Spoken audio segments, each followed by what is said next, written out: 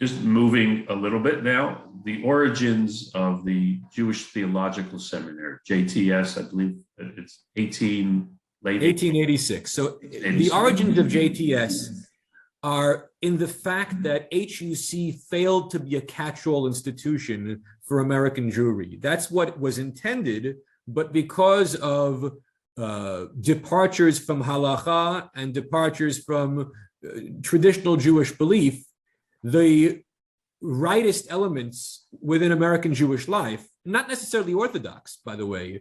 This was a union of the modern Orthodox, you could say, and the traditional, what we would call conservative, came together and realized we have to create an institution which is an alternative to Cincinnati, and it has to be in an East Coast city, and it has to appeal to the younger generation of people off the boat who are good candidates for the American rabbinate because they have some kind of a background in Jewish learning, whether in the Cheder, in the Talmud Torah, or even before they came when they were in Europe.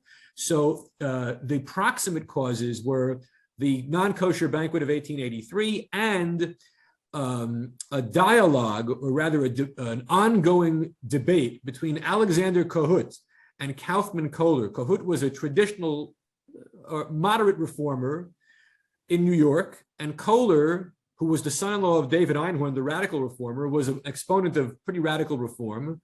And in the Jewish newspapers in 1885, they had an ongoing debate that resulted in the traditionalists getting together in January of 1886 in the vestry rooms of Spanish Portuguese Synagogue to establish the Jewish Theological Seminary Association of America.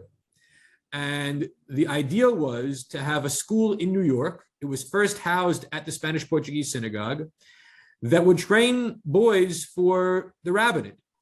And it did so from 1886 until about 1901, when there was a shakeup, followed by a transition to the Schechter period. But in that early phase, it was the traditional place to study for the rabbinate.